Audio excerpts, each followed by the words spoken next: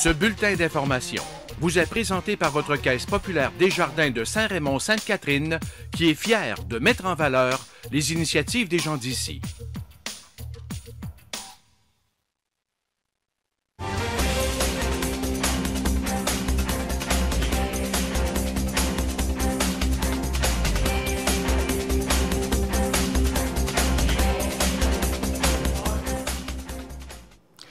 Mesdames et messieurs, ici Michel Beausoleil. Voici votre téléjournal communautaire.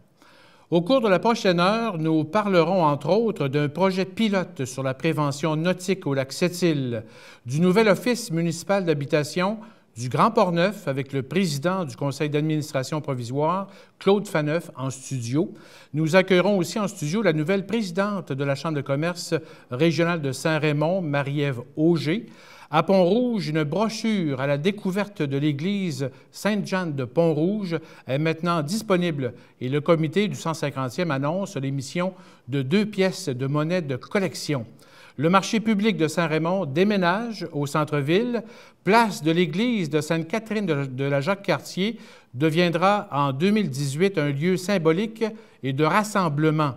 Plusieurs galas reconnaissance se tenaient ces derniers jours dans Port-Neuf, dont la formation C'est gagnant et le gala des bénévoles et de la jeunesse de la MRC de Port-Neuf. On vous parlera de différentes activités de financement dans Port-Neuf, dont les Chevaliers de Colomb, la Saint-Vincent-de-Paul, le déjeuner des policiers et le comité d'accueil des réfugiés à Saint-Raymond. Et Odile Pelletier nous fera part des actualités culturelles et communautaires dans Port-Neuf, dont la programmation 2017 de la Biennale internationale du lin de Port-Neuf. Bonne émission.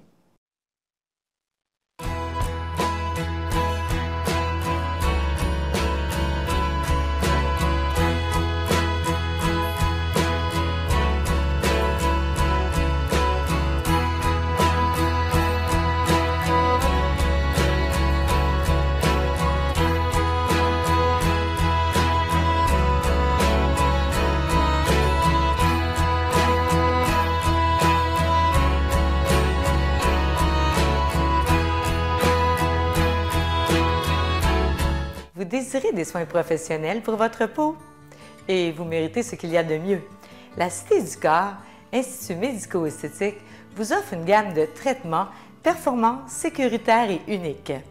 Nous vous conseillerons sur les meilleurs produits pour votre peau. Une grande variété de soins sont offerts. Traitements IPL, taches pigmentaires, coupe rose rosacée, épilation laser, détatouage au laser, produits de comblement et botox, injections pour les varices esthétiques et tout ça avec supervision médicale. Pour plus d'informations, contactez-nous.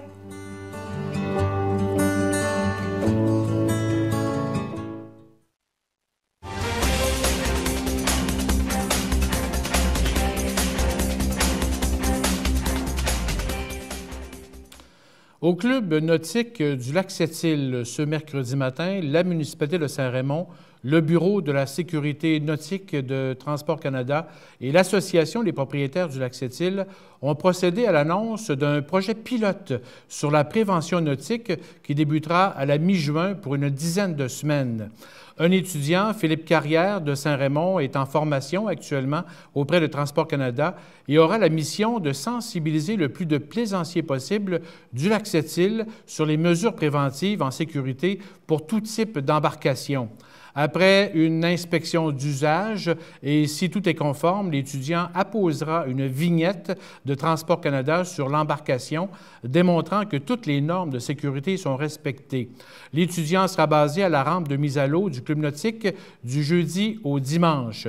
Aucun billet d'infraction ne sera émis. Il s'agit d'une vérification volontaire. De plus, une vingtaine de bouées de sensibilisation flotteront aux endroits les plus sensibles du lac Sept-Îles pour rappeler aux usagers les meilleures pratiques possibles pour respecter l'environnement humain et naturel du lac. On souhaite ainsi favoriser et implanter de bonnes habitudes de navigation. On estime à quelque 600 le nombre d'embarcations au lac Sept-Îles. C'est la première fois au Québec que Transport Canada applique son programme de vérification de courtoisie des embarcations de plaisance sur un plan d'eau intérieur. Ce programme volontaire et gratuit existe depuis une trentaine d'années. On l'applique particulièrement sur le fleuve Saint-Laurent ou sur des plans d'eau importants comme la rivière Saguenay ou le lac Saint-Jean. Pour le maire de Saint-Raymond, Daniel Dion, il s'agit d'une première étape avant qu'une municipalité comme Saint-Raymond puisse obtenir plus de pouvoirs de réglementation, dont la vitesse, par exemple, sur le lac.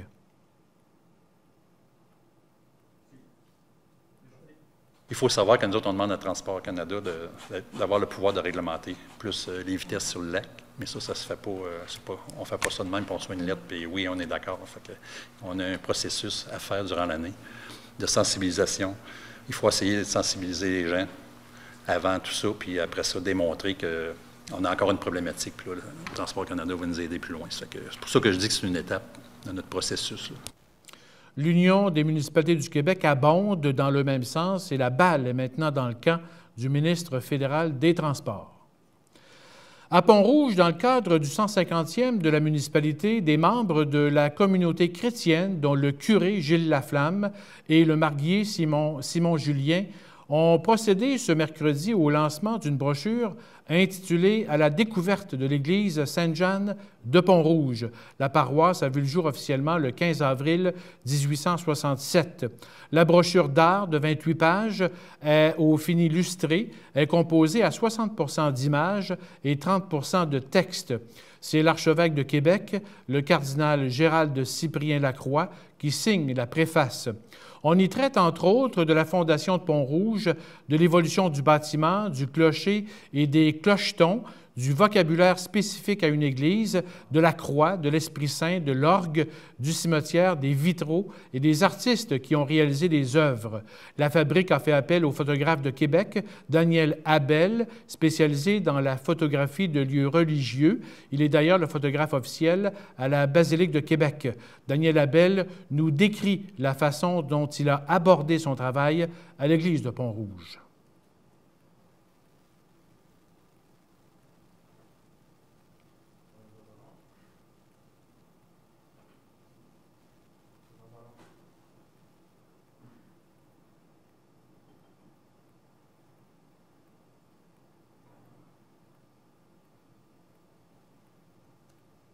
Il fallait avoir une approche particulière parce que faire des livres d'art, l'image doit être exacte, du moins à 95 %, et puis que ce ne soit pas un pêle-mêle dans l'orientation du sujet. Alors, ma première image a été de rentrer ici un matin, puis je venais pour une rencontre avec M. le curé et puis M. Julien. Et puis, je suis venu faire un tour à l'église, il était très tôt, puis je regardais la luminosité d'abord d'un, ce que ça donnait, pour avoir les résultats maximaux. Bon, déjà là, il fallait que je surveille les heures du soleil, le lever du soleil, le coucher du soleil, les températures grises, pluvieuses ou ensoleillées pour optimiser mon image. Alors, le choix que j'avais, c'était de venir très tôt le matin ou très tard le soir. Alors, ou des journées qui par tempête de neige, je suis venu plusieurs fois. Je suis venu à plusieurs reprises avec mon épouse Ginette qui me secondait.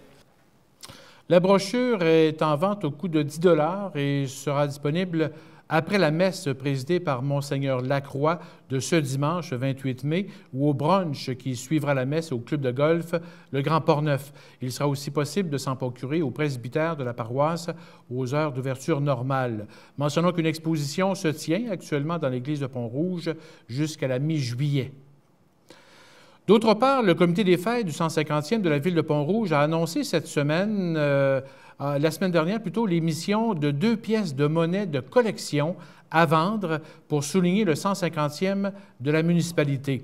Les médailles sont disponibles en fini argent, cuivre ou doré. D'un côté, on retrouve le logo des fêtes du 150e qui a la forme d'une oriflamme avec au bas le nom de la ville et les dates 1867-2017. Le revers de la première pièce montre l'église de Pont-Rouge avec l'inscription 150e de Pont-Rouge et les dates 1867-2017. Le revers de la seconde pièce montre le pont actuel refait en 2008 qui traverse la rivière Jacques-Cartier. La pièce qui met en valeur l'église a un fini nickelé sur un fond légèrement givré dans des teintes de gris et celle où on voit le pont a un fini plutôt argent antique. 1000 pièces ont été frappées, 800 en métal de base, 100 en fini cuivré et 100 au fini doré. Les pièces de monnaie d'une épaisseur de 32 mm sont en vente à l'Hôtel de Ville de Pont-Rouge ou auprès du président du comité des fêtes, Michel Martel. Elles seront aussi en vente lors des événements du 150e au coût de 5 $ chacune pour le métal de base, 10 $ chacune pour les monnaies au fini cuivré et doré. L'ensemble de 3 pièces se vendra 20 $ et des coffrets seront également disponibles au coût de 50 $. D'ailleurs, la Ville de Pont-Rouge entend remettre dorénavant un coffret en guise de remerciement à des gens qui se démarquent dans leur sphère d'activité. Écoutons le maire, Ghislain Langlais. La Ville va se doter de plusieurs coffrets, faire en sorte qu'on puisse à un moment donné remettre à des gens qui se démarquent au niveau de la population. Ça va faire à un moment donné une espèce de souvenir pour ces gens-là, un souvenir de la municipalité comme telle, parce qu'on n'en avait pas jusqu'à maintenant. L'équipe Mador de Valeurs mobilières des Jardins s'est jointe au 150e comme partenaire financier spécialement pour ce projet. Les membres de la Chambre de commerce régionale de Saint-Raymond tenaient la semaine dernière leur assemblée générale annuelle. Au terme de l'élection, Marie-Ève Auger du Centre dentaire Dionne a été élue présidente de l'organisation. Elle succède donc à Charles Lessard du domaine au Chalet-en-Boiron de Sainte-Christine d'Auvergne après 1 an à la présidence. Nous accueillons Marie-Ève Auger en studio. Bonsoir, Mme Auger. Bonsoir. Merci d'être avec nous. C'est tout mon plaisir. Merci. Tout d'abord, vous êtes quand même assez récent, votre arrivée dans Port-Neuf. Oui, oui, tout à fait. En fait, moi, je suis native de la Rive-Sud de Montréal. Toutefois, c'est en 2009 que mon conjoint et moi, on a acheté le centre dentaire Dionne, qui, au départ, était sur l'avenue Saint-Maxime. Oui. Puis, par la suite, on a déménagé boulevard Cloutier. Maintenant, on est rendu... nos locaux sont sur Saint-Joseph. Donc, c'est ça, bientôt 10 ans, tout à fait, à Saint-Raymond. Mais je demeure à Saint-Raymond. Ma maison est ici depuis 2 ans. Ça fait 2 ans ce mois-ci. Et vous avez décidé de vous impliquer, en fait, dans la communauté, particulièrement dans le monde des affaires? Oui, bien exactement.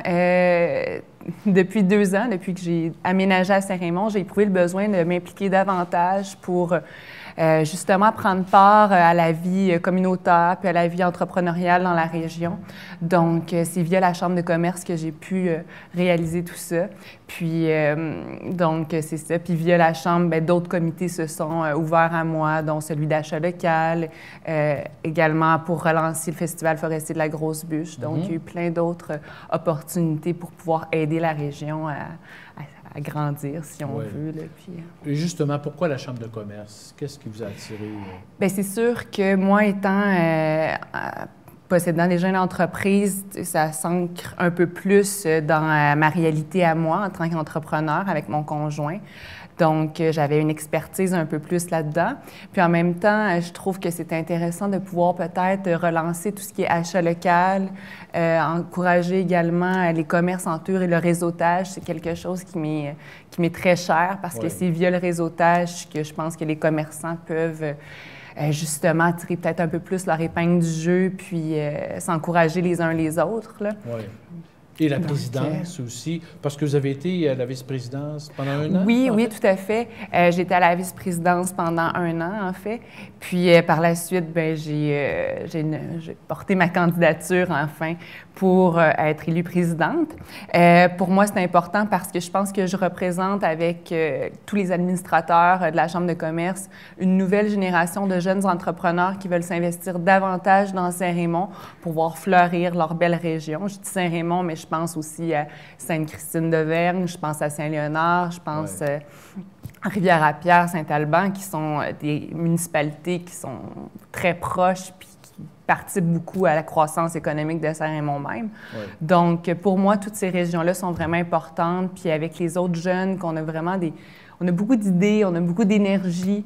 Je trouve que c'est bien parce que c'est comme un vent, un beau vent frais, puis plein d'idées. Puis non, c'est Parlons belle justement équipe. de vos idées. Comment vous entamez, en fait, votre rôle de présidente de la Chambre de commerce? Bien, c'est sûr que pour moi, la structure informatique à la Chambre de commerce est vraiment importante.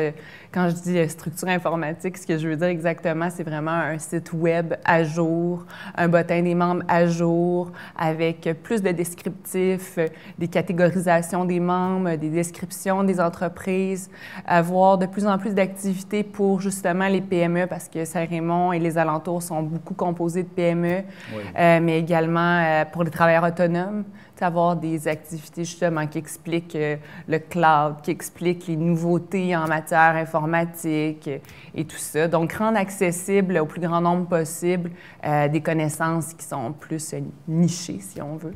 Oui. Donc, pour moi, ça, c'est un de mes objectifs. Puis vraiment, là, contribuer à ce que les entrepreneurs entre eux continuent à s'entraider, puis à se relancer la balle pour faire en sorte que le tissu social soit de plus en plus serré, puis c'est ça, aider à l'économie locale. C'est vraiment dans l'idée de l'économie locale que... Oui. Et justement, comment peut-on justement favoriser et stimuler l'achat local dans une région comme Saint-Raymond? Bien, à la Chambre de commerce, entre autres, on offre des bons d'achat qui sont échangeables uniquement chez les membres de la Chambre de commerce.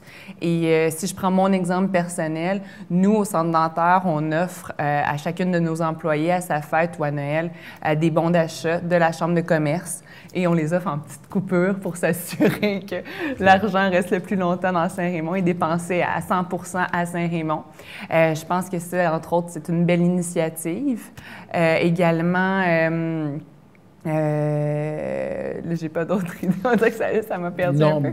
Mais je dirais que si tout le monde s'impliquait un peu plus à ce niveau-là, je pense qu'on pourrait faire une réelle différence là, qui paraîtrait au sein des commerçants de la région. Oui.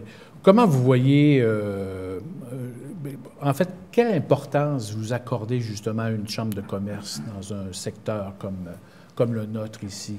Bien, je pense qu'ici, pour quelqu'un qui vient justement d'ailleurs puis qui n'a pas toujours été aussi impliqué que je le suis présentement, je me rends compte que la Chambre de commerce a vraiment pour fonction, entre autres, de faire connaître d'autres commerçants, de faire connaître d'autres expériences via le réseautage, mais via aussi... les activités de la Chambre, ça nous permet justement là, de rencontrer d'autres gens, d'échanger sur ce qu'on vit en tant qu'entrepreneur, ce qu'on vit en tant que travailleur autonome, seul et tout. Donc, c'est ça. Puis, je trouve aussi que ça nous permet de se faire des amis. Mais au-delà des amis, je trouve que ça nous aide également à s'ancrer dans le milieu, je pense, parce que Saint-Raymond et les alentours, c'est un peu plus... c'est un peu plus... les gens se parlent plus. C'est plus axé sur l'être. Tandis que moi, d'UGA à Montréal, c'était peut-être plus axé sur le paraître et tout ça. Tandis qu'ici, c'est important d'être en contact avec l'autre puis d'échanger avec l'autre pour créer des rapports qui sont réels puis solides, qui vont perpétuer à travers les années, en fait. Comment vous voyez le lien entre les autres chambres de commerce dans Port-Neuf? Bien, ça aussi, je trouve, c'est sûr que là, ma présidence est encore toute nouvelle, puis je suis très occupée, entre autres, avec l'encan qui s'en vient sous peu. Oui. On s'en reparlera. Oui. Mais je vous dirais que j'avais une réflexion là-dessus sur le fait de pouvoir échanger avec la Chambre de l'Est, les autres chambres, puis justement, là, avoir un réseau encore plus fort, parce que je pense que la force de la Chambre de commerce, c'est le nombre de membres, puis l'union des membres. Donc, je pense que plus on est, mieux c'est. Donc oui, je pense qu'il va y avoir quelque chose à aller chercher là, dans les forces des autres chambres aux alentours. Oui. Où on en est rendu dans le dossier de vente des bureaux de la Chambre de commerce? Bien, en fait, lors de l'AGA, je crois, de 2015, je n'étais pas présente à l'époque, mais j'ai cru que, je crois que plutôt, on a voté la vente, de pouvoir vendre la bâtisse, en fait, au 100 rue Saint-Jacques. Toutefois, l'édifice est pas à vendre présentement, sauf que si les administrateurs décidaient que c'était la meilleure chose à faire pour la Chambre, on pourrait contacter un agent et mettre à vendre l'édifice en tant que tel, mais ce n'est pas le cas présentement. Ce n'est pas le cas pour l'instant. Sauf présentement, on évalue différentes avenues là, pour voir comment la Chambre de commerce va pouvoir comme se ravigorer. Oui. si on peut dire. Et en terminant, parlons justement de l'encan qui s'en vient, c'est le 10 juin. Oui, exactement. Le 10 juin au centre multifonctionnel. Donc, c'est dès 17h30. C'est notre plus gros événement. Puis, justement, cette année, on a vraiment axé avec notre animateur, Philippe Gasse, à mettre quelque chose en branle où monsieur, madame, tout le monde, pas juste les membres, peuvent s'y présenter puis pouvoir faire des bonnes affaires, découvrir nos commerçants, repartir avec des prix que s'ils les avaient achetés directement chez le commerçant, ils auraient payé un peu plus cher. Donc, puis en même temps, une autre belle activité de réseautage pour se retrouver entre amis, puis avoir beaucoup de plaisir. Donc, on espère attendre, on attend un grand nombre, les villes. Ben oui. Oui, Est-ce les qu'il gens reste de encore de la Saint-Raymond place pour... et des alentours. Oui, pardon? Est-ce qu'il reste encore de la place? Oui, il reste encore de la place. Vous pouvez me contacter, moi, ou à la Chambre de commerce directement. Mais c'est ça. Puis en plus, on a invité tous les maires de toutes les autres villes à venir se joindre à nous, puisque la Chambre de commerce est régionale. Puis on souligne en même temps les 50 ans de la Chambre, qui sont cette année. Mais on va y revenir avec un tournoi de golf le 22 septembre. C'est l'événement officiel pour souligner les 50 ans, mais je pense qu'on va en parler un peu aussi à l'encan. Marie-Ève Auger, merci beaucoup. Merci à vous. Alors, bon mandat à la présidence. Merci. Alors, Marie-Ève Auger, donc, nouvelle présidente de la Chambre de commerce régionale de Saint-Raymond. Les dirigeants de Tourisme Saint-Raymond ont annoncé ce jeudi matin le retour du marché public de Saint-Raymond pour une 3e édition, mais sur un tout nouveau site au cœur du centre-ville. C'est dans la ruelle entre le Gymnic et le restaurant Subway que le marché public se tiendra durant 10 dimanches, du 23 juillet au 24 septembre, de 9h30 à 13h30. Beau temps, mauvais temps. 7 producteurs permanents et 4 producteurs occasionnels nous feront découvrir leurs produits, fruits, légumes, pain, pâtisserie, viande, miel, produits d'érable et autres. On souhaiterait accueillir un fromager ou un fabricant d'alcool. Il reste encore des espaces à louer. Le déménagement du marché public de Saint-Raymond au cœur du centre-ville a été possible grâce à un appui financier de 9 924 $ provenant du programme Proximité du ministère de l'Agriculture, des Pêcheries et de l'Alimentation du Québec dans le cadre d'une entente Canada-Québec intitulée « Cultivons l'avenir 2 ». Les producteurs des 2 premières éditions du marché public de Saint-Raymond étaient situés sous le bâtiment Marguerite Diouville de l'école primaire de la Grande-Vallée.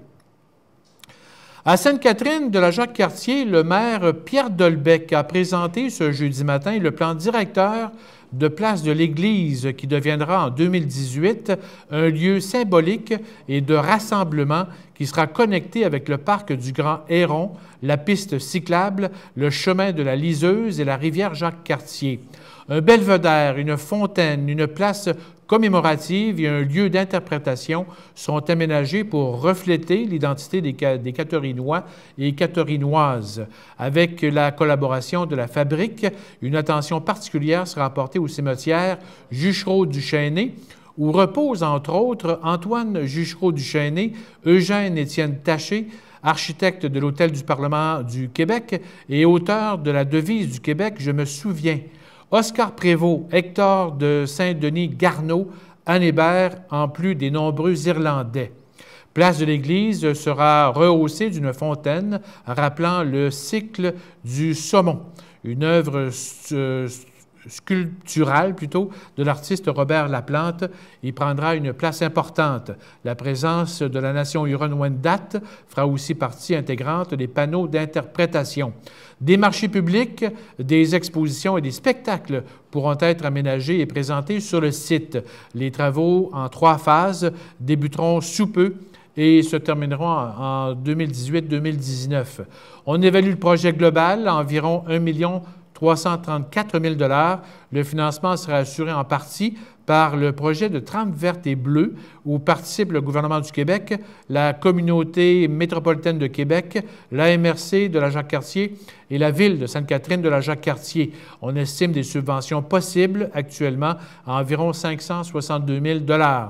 Le raccordement de la piste cyclable à Place de l'Église sera financé en partie par Hydro-Québec.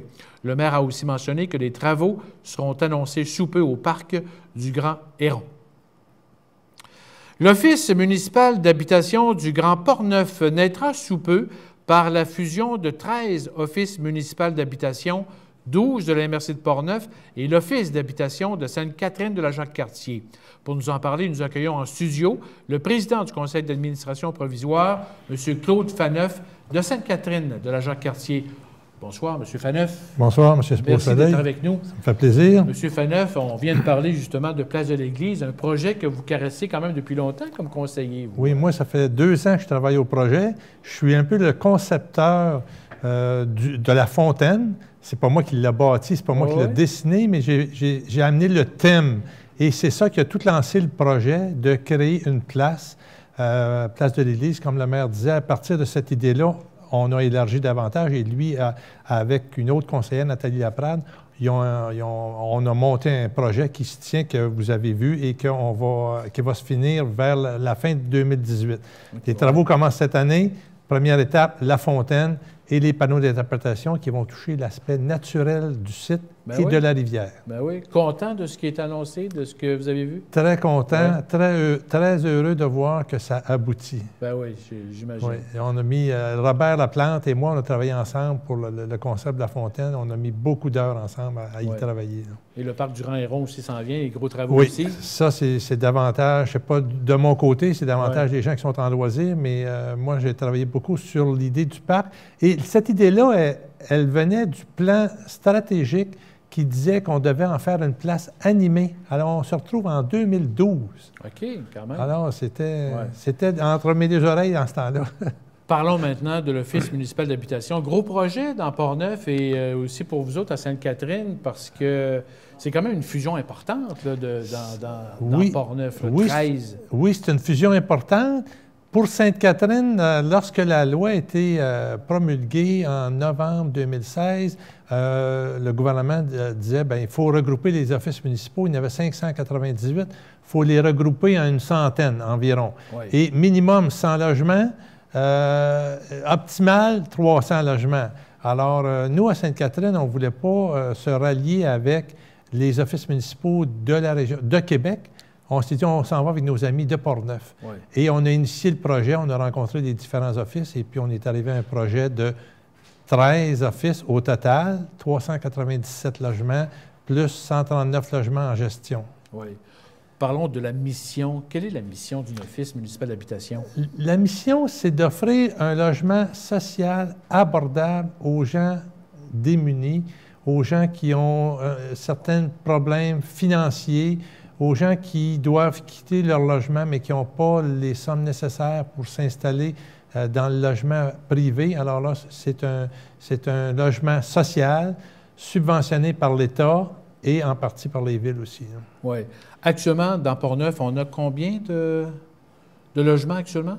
Bien, en se regroupant tout le monde, là, on va chercher tous les logements. Alors, 397 plus 139 qui sont des programmes de soutien au logement.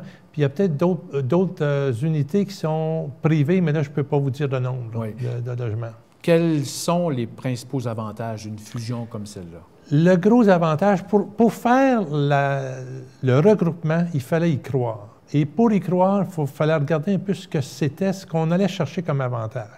L'avantage, c'est qu'on va avoir maintenant des permanents qui vont gérer les ensembles immobiliers. Oui. Alors, il n'y aura pas de locataires qui vont se retrouver orphelins dans une situation donnée parce que le directeur est en vacances à l'extérieur ou il n'est pas sur ses heures de travail parce qu'on avait des directeurs à temps partiel presque partout. Oui. Alors, on va avoir du personnel permanent. On pense avoir autour de 4 ou 5 permanents dans le bureau de Pont-Rouge. Notre défi, c'est d'assurer la proximité. C'est ça. Alors, ça, c'est le grand défi. Ça. Oui, ça, c'est un gros défi. Alors, là, on a des approches déjà sur la table. On va avoir notre concierge qui va être à chaque place, parce qu'on va avoir un concierge permanent à chaque endroit, probablement.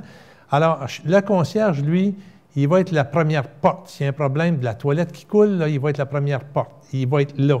Par contre, on va avoir un numéro 1-800. Les locataires vont pouvoir appeler quelqu'un tout le temps et on va avoir un service 24 heures. Okay. Alors, de ce côté-là, c'est un gain énorme. On n'est jamais plus loin de son voisin que par le téléphone. Alors, c'est pas parce que quelqu'un est dans la même ville qui est disponible. Oui. Alors, comme c'était chez nous, notre directeur général est dans la même ville, mais son travail, c'était 20 heures semaine. Oui. Alors, là, on a des permanents. Normalement, le tout devrait être opérationnel dès janvier 2018? L'objectif, c'est d'avoir nos lettres patentes pour être opérationnel le 1er janvier 2018. Par contre, on prend possession du siège social en octobre. À Place Saint-Louis. À Place Saint-Louis, à Pont-Rouge, en octobre. Le 1er octobre, on prend possession, on va s'installer, on va installer toute la question de l'informatique, de la téléphonie, tout va être placé. Le personnel va être engagé. Il y a encore un poste à engager, mais il y a des gens à nommer. Ça, c'est pas fait encore dans l'organisation. Alors, les gens vont prendre possession de leur place et aussi apprendre à connaître tous les offices, tous les complexes immobiliers. Oui. Parce que ces gens-là, si on parle de Mme Lynn Junot, qui est la directrice par intérim actuellement, elle travaille dans la région de Donnacona, Pont-Rouge, Saint-Basile et Neuville, mais il faut qu'elle apprenne à connaître les autres. Là. Ouais. Alors, c'est ça. Est-ce qu'on est bien servi dans Port-Neuf au niveau des habitations? Je pense que oui. Actuellement, on a quelques logements de vide. Il y en a quelques-uns à Sainte-Catherine. Il y en a 2 de vides. Ça veut dire qu'on comble les besoins. Est-ce qu'on pourrait en avoir plus? C'est toujours une question, oui, on peut peut-être en avoir plus, mais pour l'instant, moi, je pense qu'on comble les besoins. À court terme, il n'y a pas de prévision pour augmenter le parc immobilier. OK. Alors, ça viendra peut-être avec une réévaluation à un moment donné de l'ensemble de l'offre de services. Oui. Et en terminant, comment on finance justement cette organisation-là? Bon, il y a les locataires qui payent un loyer. Les locataires qui ont un revenu inférieur à 26 000 par année, quand ils sont acceptés dans le logement social, ils payent 25 de la facture de l'évaluation. Alors, si je prends un exemple de Sainte-Catherine, celui que je connais mieux, oui. Le loyer est à 634 Celui qui a 26 000 et moins et qui a un loyer subventionnable, il va payer 25 de la facture, donc autour de 250 Le reste du financement est assuré par la Société d'habitation du Québec parce que ça fait un trou, un manque à gagner.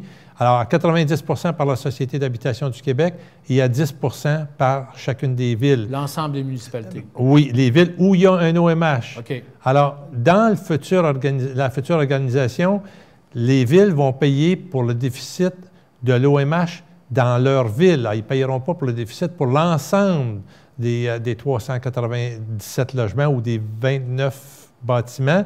Alors, à Sainte-Catherine, on va payer pour le déficit à Sainte-Catherine. À Saint-Basile, ils vont payer pour le déficit de Saint-Basile, etc. Alors, il va y avoir une comptabilité globale, mais la comptabilité va aussi être séparée pour que les villes ne paient pas la facture des autres. Parce qu'il y a des villes qui ont 50 logements, mais il y en a qui en ont seulement 6. C'est sûr. Alors, il faut que ça soit équitable. Alors, M. Claude Faneuf, merci beaucoup. Ça m'a fait plaisir. Alors, M. Claude Faneuf, donc, qui est président du conseil d'administration provisoire de l'organisation. Donc, le député de Portneuf, Michel Matt, le maire de Seine, marque des carrières Guidoni. Des conseillers et entrepreneurs ont annoncé ce jeudi matin le début des travaux de réfection du 3e rang à Saint-Marc-des-Carrières, qui est passablement endommagé. Le coût total du projet s'élève à 1 355 400 $, qui sera assumé à 50 % par le gouvernement et la municipalité, soit un montant de 677 000 $ chacun. Il faut dire que le 3e rang est une route municipale et le programme Réhabilitation du réseau routier local du ministère des Transports du Québec offre cette possibilité financière aux municipalités de moins de 100 000 habitants qui en font la demande. Les travaux consistent à améliorer la sécurité routière, notamment en améliorant le drainage, en reconstruisant la chaussée, en refaisant l'asphaltage, en plus de déplacer la ligne électrique. À la salle de spectacle Luc Plamondon de Donnacona, le jeudi 18 mai dernier, avait lieu le traditionnel gala des bénévoles et de la jeunesse de la MRC de Portneuf. Ce gala est l'occasion pour les organismes de Portneuf, les paroisses ou les municipalités de reconnaître publiquement l'implication des bénévoles, jeunes et moins jeunes, qui se sont démarqués tout au long de l'année, en plus de stimuler l'implication bénévole. Chaque organisation choisissait un bénévole dans la catégorie senior, recrue senior, ainsi que bénévole junior ou recrue junior. Une soixantaine de bénévoles ont été honorés. Parmi tous les bénévoles, 4 ont été tirés au hasard et se sont mérités les titres de bénévole de l'année. Il s'agit de Guillaume Moras du tournoi de balle donnée de Saint-Léonard dans la catégorie bénévole senior, Catherine Gagné de la Maison des Jeunes de Pont-Rouge dans la catégorie bénévole recrue senior, Jean-Christophe Alain du local des Jeunes de Portneuf dans la catégorie bénévole junior et Maxime Blondeau de la troupe Rythme au cœur dans la catégorie recrue junior. Ce gala est organisé par l'organisme Jeunesseur Portneuf en collaboration avec le Carrefour Jeunesse Emploi de Portneuf, le Centre de formation de Portneuf, la MRC, Promutuelle Assurance, les fromageries Alexis de Portneuf, Prime Vert, Julie Vachon, Chocolat, le député de Portneuf, Michel Matte, le député fédéral de Portneuf, Jacques Cartier, Joël Godin et la ville de Donnacona. Se tenait ce samedi 20 mai au club de golf des Pins à Saint-Alban le 4e souper bénéfice par encamp silencieux du Conseil de la Saint-Vincent-de-Paul de Portneuf. Quelques 120 personnes y ont pris part et environ 90 prix étaient mis à l'encan. Durant la soirée, on a procédé au lancement d'un livre de recettes qui sera remis aux familles plus démunies du territoire et mis en vente au profit des œuvres de la Saint-Vincent-de-Paul de Portneuf. Ce livre de 120 pages, intitulé « Cuisiner pour économiser », renferme une cinquantaine de recettes de base et peu dispendieuses, dont une vingtaine sans viande ou végétarienne, concoctées par Joanie Dufresne et une de ses amies végétariennes de Trois-Rivières. Écoutons justement Joanie nous décrire quelques recettes.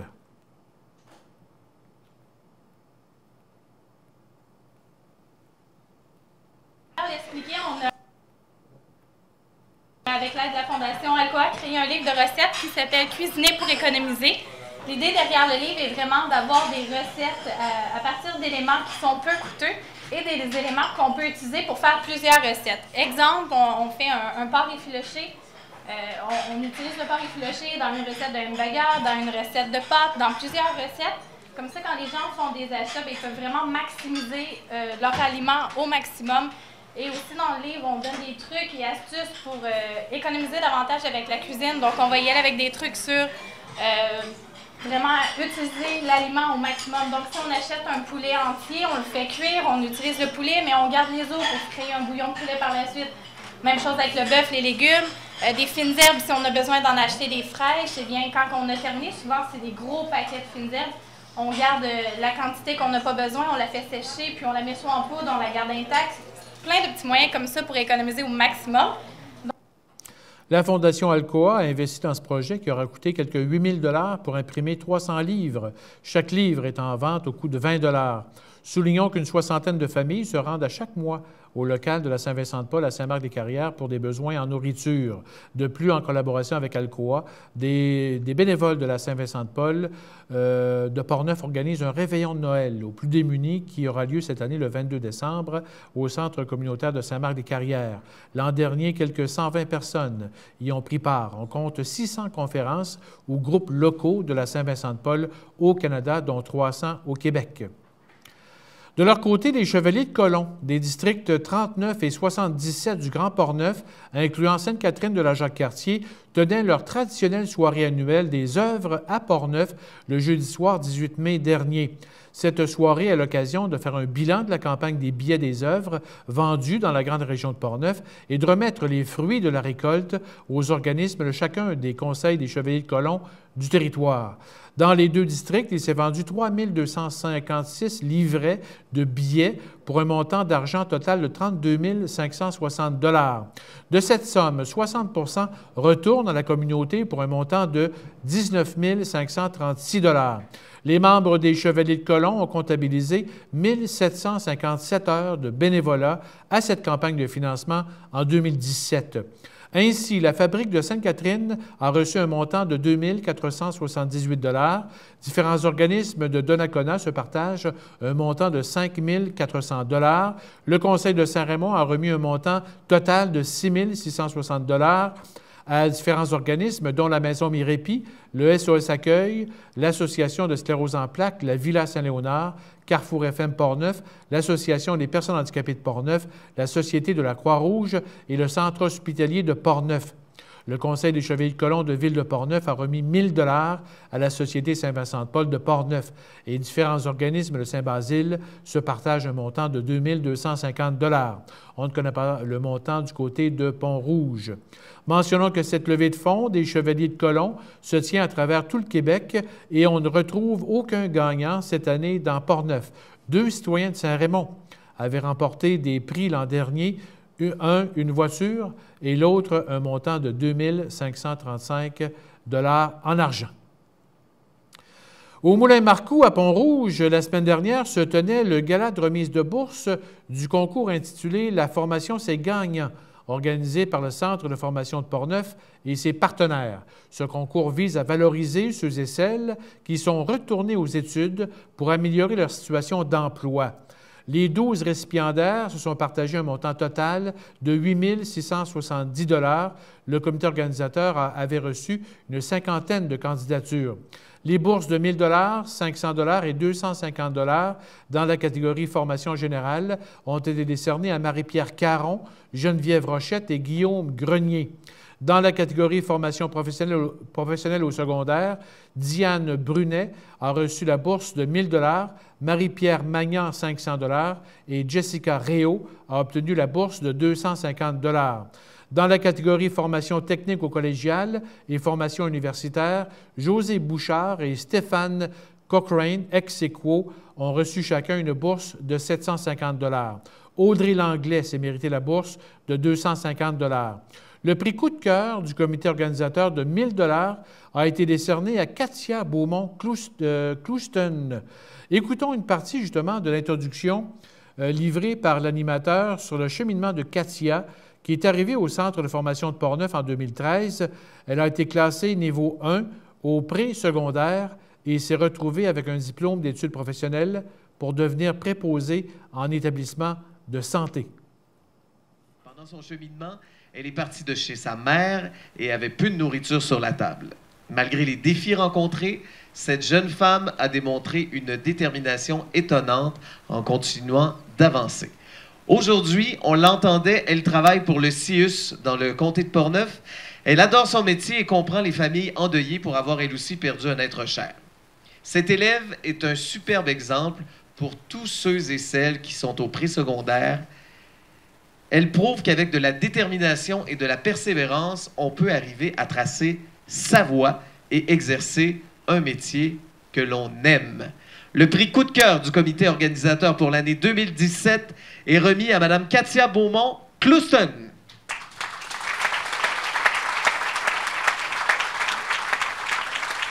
Félicitations, j'inviterai M. Magella Quentin, président du conseil de surveillance chez Desjardins, à venir remettre le prix coup de cœur de 1 000 $.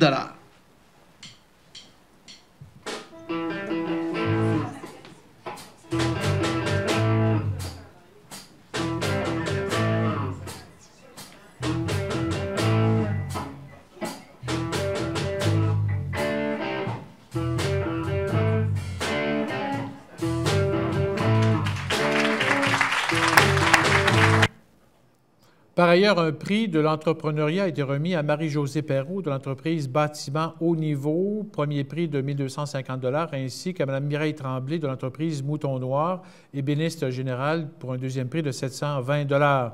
Une mention d'excellence honorant une entreprise ayant cru et agi dans le développement de sa main-d'œuvre a été décernée à la firme comptable Bédard-Guilbeault. L'Association des familles Marcotte profite du 350e anniversaire de l'arrivée des premiers Marcotte en terre d'Amérique, les frères Jacques et Nicolas, pour convoquer toutes les familles Marcotte à un grand rassemblement le samedi 19 août à place de l'église de Cap-Santé. Les frères Jacques et Nicolas Marcotte sont arrivés en Nouvelle-France en 1600 1967, partis de la ville de Fécamp en Normandie. Ils se sont établis à quelques endroits dans Portneuf, dont Cap-Santé en 1670. On estime à plus d'une quarantaine de membres de famille Marcotte qui ont été inhumés au sous-bassement de l'église de Cap-Santé et plusieurs autres dans le cimetière de Cap-Santé. Aujourd'hui, on compte environ 250 familles Marcotte dans Portneuf et on en retrouve en Ontario, aux États-Unis, en Allemagne, en France et autres. Le samedi 19 août, les participants seront accueillis à Place de l'Église vers 9h30, suivis d'une célébration religieuse et le dévoilement d'une plaque de bronze dans l'église, en plus d'une photo de groupe sur le parvis de l'église. Après le dîner, à l'école Bon Pasteur, une visite commentée en autobus fera le tour de 4 sites ancestraux où ont vécu les premières familles Marcotte. Le président de l'association, Louis-Marie Marcotte, nous donne certains détails. Ils se sont établis dès leur arrivée.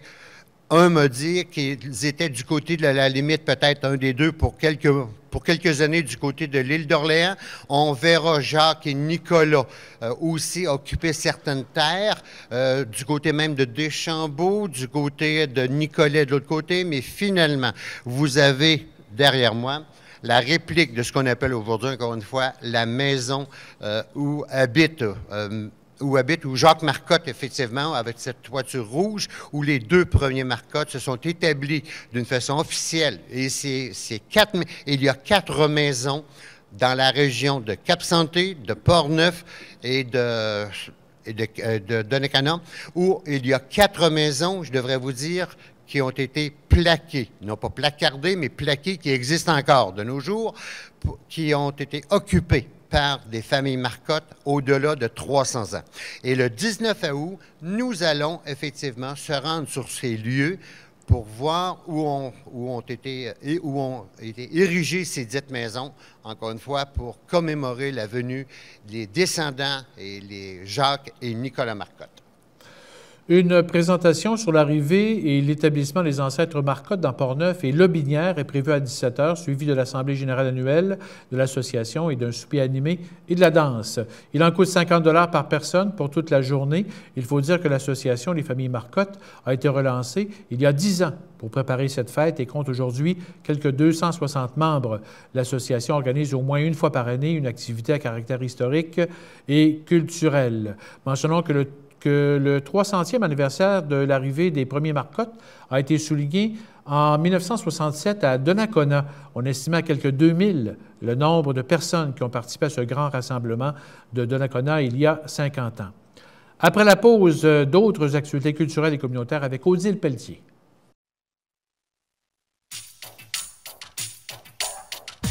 Ce bulletin d'information vous est présenté par votre Caisse populaire Desjardins de Saint-Raymond-Sainte-Catherine, qui est fière de mettre en valeur les initiatives des gens d'ici. Vous désirez des soins professionnels pour votre peau? Et vous méritez ce qu'il y a de mieux. La Cité du Corps, Institut médico-esthétique, vous offre une gamme de traitements performants, sécuritaires et uniques. Nous vous conseillerons sur les meilleurs produits pour votre peau. Une grande variété de soins sont offerts. Traitement IPL, taches pigmentaires, coupe rose rosacée, épilation laser, détatouage au laser, produits de comblement et botox, injections pour les varices esthétiques et tout ça avec supervision médicale. Pour plus d'informations, contactez-nous.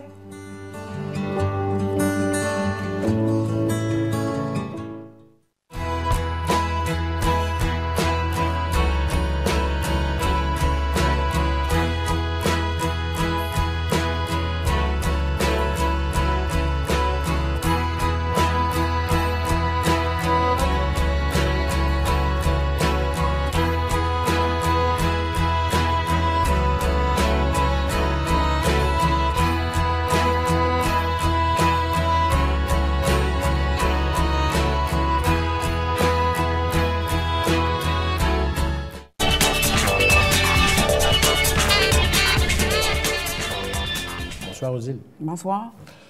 Les organisateurs de la Biennale internationale du lin de Portneuf ont procédé ce jeudi matin au dévoilement de la programmation de la 7e édition. Et tu étais là, justement. Oui, alors Dominique Roy, la directrice de la Biennale du lin, qui va d'ailleurs être avec nous dans 2 semaines, nous a présenté avec enthousiasme la programmation de la 7e Biennale qui se tiendra du 17 juin au 1er octobre à Deschambault. Le thème de cette année est passé inaperçu parce qu'on se dit que de tous les gestes que l'homme pose, on se souvient juste d'une petite partie. Alors, ils ont vraiment demandé aux artistes de se concentrer sur ce qui était discret, soit dans leur vie ou dans celle des gens qui l'entourent. Alors, c'est le thème de cette année. Okay. Il va y avoir aussi beaucoup d'activités qui vont s'adresser à la population. On en reparlera un peu plus en détail d'autres fois, mais où les gens peuvent participer aussi, en plus de l'expo.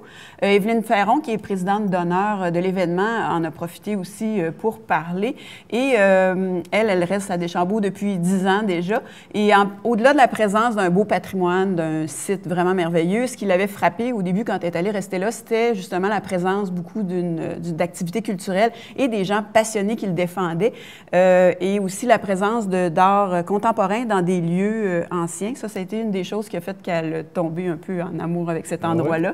Alors, quand on lui a demandé d'être présidente d'honneur de la Biennale, elle n'a pas hésité une seconde, surtout que le lin fait partie de l'histoire de l'homme depuis très longtemps et de l'histoire régionale aussi, bien sûr, ça a été important ici dans la région, le lin. Alors, c'est vraiment le lien entre la création artistique moderne et le lien avec le lin qui est historique un peu, qu'elle trouvait très intéressant. Dans certaines œuvres, d'ailleurs, on retrouve ce lien-là. Elle a donné un exemple elle-même.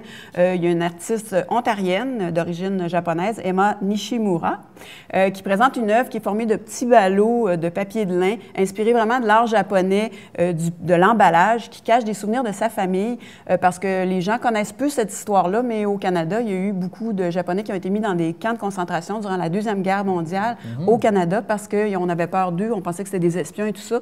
Donc, elle a fait une espèce d'hommage à sa famille dans ces petits ballots qu'elle a fait. Donc, encore une fois, pour Evelyne, c'est un lien entre l'histoire et le matériau, puis l'art qui est fait durant ça. Alors, il y a vraiment plein de belles choses. Il y a des artistes de partout. Cette année, on a 4 artistes d'Europe, de France, d'Italie et du Portugal, 1 d'Israël, 4 des États-Unis, 3 de l'Ontario, 1 du Manitoba et finalement 7 du Québec, et dont, je crois, 4 qui viennent même du comté de Portneuf, qui résident ou qui sont natifs du comté de Portneuf. Alors, on doit vraiment être fiers de recevoir tout ce beau monde-là chez nous, puis on invite la population de la région à participer à l'événement, autant à l'exposition qu'aux activités. Et pour être vraiment au courant de tout ce qui se passe, bien, abonnez-vous à la page Facebook de la Biennale internationale du lin de Portneuf, puis vous allez voir au fur et à mesure ce qui se passe, parce qu'il y a beaucoup d'événements. Je ne peux pas tout détailler. Une des artistes qui était présente à la conférence de presse, la seule d'ailleurs aujourd'hui, c'était Héloïse Plamondon. J'en parle parce que c'est la petite nièce d'Augustine qui a resté à Saint-Raymond, qui reste maintenant à Québec. Et en ce moment, en plus de l'œuvre qu'elle va avoir là-bas durant l'été, qui s'appelle En cœur, qui va être à l'église de Deschambault, elle termine actuellement une exposition qui est consacrée à sa grand-mère. Des gens d'ici la connaissent peut-être, Mère-Claire Pépin. C'est à la galerie Diane Dufresne de Repentigny. Alors, c'est bien que des gens d'ici rayonnent vers l'extérieur aussi. Et dans cette expo-là, elle s'intéresse à la mémoire, mais aussi à la perte de mémoire de sa grand-mère en fin de vie et des liens qu'elle a gardés malgré tout ça avec les femmes de sa famille. Alors, on a jusqu'au 4 juin pour aller voir ça. Il ne reste pas grand temps parce qu'après, l'expo part pour le Témiscamingue et ça, c'est un petit peu plus loin. Et on aura l'occasion aussi d'en parler avec Dominique Roy, la directrice générale, dans 2 semaines. Oui, voilà. À Saint-Raymond, le mois de juin, ça commence en Lyon avec 3 événements. Oui, alors aux dernières nouvelles, il ne restait que quelques billets pour le spectacle de Phil Roy qui s'intitule « Approuvé par ma mère », qui a lieu le 2 juin à 20h au Centre multifonctionnel Roland-Dion à Saint-Raymond. Alors sur scène, Phil Roy, il se dévoile sous toutes ses facettes et dans son premier spectacle solo, il présente au public sa vision du monde avec un soupçon d'immaturité. Alors plusieurs vont se reconnaître en lui et vont peut-être s'apercevoir rapidement que c'est comme s'il assistait à un spectacle d'un ami de longue date. Alors, les billets sont en vente au coût de 33 $ chez Uniprix et veuillez noter que les portes vont ouvrir dès 7 h, donc 19 h, et qu'on pourrait donc en profiter pour visiter l'exposition dont on a parlé la semaine passée de Michel Bédard. Le 3 juin, on en a parlé un peu la semaine dernière, mais je trouve ça important de le redire. Tout simplement, nous, le spectacle qui est organisé par la Semaine québécoise des personnes handicapées, c'est à 14 h que le spectacle débute au Centre multifonctionnel. Alors, il ne faut pas manquer cette chance-là de faire le plein de chants, de musique, de chorégraphie. Les intéressés ont juste à se procurer des billets soit à la pharmacie Uniprix de Saint-Raymond ou aux pharmacies Jean Coutu de Pont-Rouge, de Nakona et Saint-Marc-des-Carrières. Et comme le coût est seulement de 5 $, les organisateurs aimeraient vraiment que les 400 en place se vendent. D'ailleurs, l'an dernier, je crois, ça avait fait fureur, ça avait très bien fonctionné. Je ne sais pas c'était où, mais c'était un autre endroit. On faudrait leur montrer à Donnacona. Puis finalement, la Société du patrimoine présente dans le cadre du 175e des conférences historiques avec Évelyne Ferron, encore une fois. Alors, à sa demande, elle préférait faire 3 conférences plutôt qu'une pour vraiment raconter le monde dans lequel on vivait entre 1832 et 1918.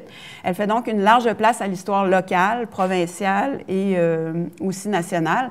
Sa première conférence qui a eu lieu en mars traitait de l'économie et du monde industriel et technique. Celle de dimanche le 4 juin va s'attarder aux rébellions de 1837 et 38, au rapport Durham, à l'acte d'union de 1840, à l'impasse politique de l'époque, puis, bien sûr, la naissance de la Confédération canadienne, qu'on fête d'ailleurs cette année. Donc, c'est dimanche 4 juin, dans la salle C du Centre multifonctionnel Roland-Dion, à 14 h. C'est gratuit pour tous. Et Évelyne Ferron, elle a vraiment le tour de nous intéresser à l'histoire d'une façon vraiment très sympathique. Je l'écoute de temps en temps, dimanche matin, à Radio-Canada Radio. Donc, elle a le tour de rendre ça accessible aux gens, même si les sujets ont l'air un peu sérieux. Oui, tout à fait. Tu nous parles maintenant des grands concerts sous les chandelles. Ça se passe à Donnacona. Alors, le 9 juin prochain, ces concerts-là, ça a lieu cette fois-là à l'église Sainte-Agnès de Donnacona. L'ensemble Ambitus présentera les 4 saisons de Vivaldi et quelques-unes des plus belles musiques de films. Alors, le public pornevois est invité à vivre une expérience unique parce que l'idée, c'est simple, c'est les pièces ici de la musique classique et du cinéma sont présentées dans une église éclairée uniquement avec des chandelles. Alors, le concept est très simple, mais ça doit créer vraiment une ambiance qui doit aider les spectateurs à goûter pleinement les pièces musicales suggérées. En plus, chacune des œuvres est présentée d'une façon particulière et leur création est racontée sous la forme d'une belle histoire. Alors, si vous voulez assister à ce grand concert sous les chandelles, on peut se procurer des billets au coût de 30 $ à la librairie Donnacona. Et s'il en reste, ce sera aussi possible d'en acheter à la porte. Alors, le concert débute à 20 h 30 et pour avoir plus de détails, encore une fois, on peut consulter le site Internet www.concertchandelle.com. À la Galerie d'art Christine Genet, l'exposition Couleurs Saumon, ça se poursuit, mais il y a une autre exposition qui s'annonce. Oui, alors l'exposition Couleurs Saumon est consacrée au roi des rivières, qui est le saumon. Ça se poursuit jusqu'au 31 mai. Et il faut dire que la galerie est ouverte de 11 h à 16 h et est située au 57A de la route 138 à Cap-Santé. Puis, tout de suite après, le 1er juin, toujours à cette galerie-là, bien sûr, la Galerie d'art Christine Genet, va avoir lieu le lancement officiel de l'exposition L'art naïf m'allume et te soutient lors d'un 5 à 7. Alors, pour l'occasion, chaque artiste va présenter une œuvre étonnante composée d'une chaise, d'un banc ou d'un autre objet de son choix. Et en plus, les tableaux des plus récentes collections de ces artistes-là vont faire aussi partie de l'exposition. L'accordéoniste Denis Côté va être là pour le 5 à 7, puis lors de la création d'un banc collectif qui va être réalisé en collaboration avec les 6 artistes peintres de l'exposition, soit Christine Genet de Cap-Santé, Kim Veilleux de Lévis, Isabelle Desrochers de Québec, Rénal Brisebois de Québec, Linda Isabelle de Forestville et Isabelle de Champlain. Alors, durant la période de l'exposition, soit du 1er juin au 30 juillet, il va être aussi possible de s'acheter des billets pour avoir la chance de gagner le banc qui va avoir été créé par ces artistes-là. Et tous les profits amassés par la vente des billets vont être mis à l'Arc-en-Ciel, qui est un organisme communautaire en santé mentale. Ouais. Alors, si vous voulez participer au 5 à 7, on demande de confirmer votre présence avant le 29 mai. Et en plus, il va y avoir des prix de présence, un panier d'artistes, donc probablement des choses que les artistes ont fait. Et les billets pour le tirage, il faut écrire à l'adresse christine.genet@globetrotter.net. Et en terminant rapidement, il est encore temps de s'inscrire au Grand Jukebox? Oui, alors on en parlait, là, on peut s'inscrire au Jukebox. Je voulais surtout détailler un peu le concours Un show dans ta cour. En fait, il y a 500 billets qui sont en circulation. Le tirage va avoir lieu durant la soirée du Jukebox. Les gens peuvent acheter autant de billets qu'ils veulent, mais ce qui est intéressant à savoir, c'est qu'il y a plusieurs formules différentes possibles. Alors, si quelqu'un a le goût d'avoir un duo, un trio ou un quatuor, du classique, du jazz, du traditionnel ou du populaire ou du rock, alors vous faites votre choix pour avoir un band qui vient chez vous. Le déplacement des musiciens ne coûte rien si ce n'est pas au-dessus de 50 km, puis je pense que pour la plupart des gens du comté, c'est ça. Et ça peut être utilisé dans les 6 mois suivant le tirage. De toute façon, un spectacle dans notre cours l'hiver, c'est pas très intéressant. Et voilà. Puis donc, les billets peuvent être achetés sur le site web, encore une fois, de l'École de musique Denis Arcand, Denis avec un Y. Ouais. Voilà. Donc, par le site web, on peut les acheter directement là. Puis pour finir, bien, il y a au cinéma à Saint-Raymond. Rapidement? Ouais. Rapidement, juste pour dire que Pirates des Caraïbes arrive ici en même temps que partout au Québec. Alors, il faut en profiter et encourager notre cinéma local parce qu'on l'a en même temps que tout le monde. Fait que allons-y avec Johnny Depp, le dernier Pirate des Caraïbes. Merci, Odile. Ça m'a fait plaisir. Le comité d'accueil de réfugiés de Saint-Raymond se tenait mardi 23 mai dernier. C'était une première activité, en fait, d'information. Cette soirée avait pour but d'informer la population sur l'avancement des démarches et des moyens de participer au projet d'accueillir la famille Oufan, composée de la mère, une professeure au niveau primaire, du père, un vendeur de téléphones cellulaires, et de leurs 2 petites filles âgées de moins de 3 ans. Les parents sont de religion chrétienne et devraient arriver à Saint-Raymond dans moins d'1 an.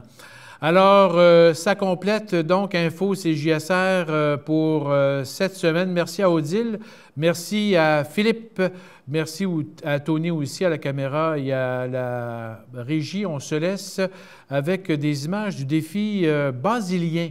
Ça se tenait en fin de semaine dernière à Saint-Basile. C'est de la course et de la marche de 1, 5 et 10 km. Alors, bonne semaine!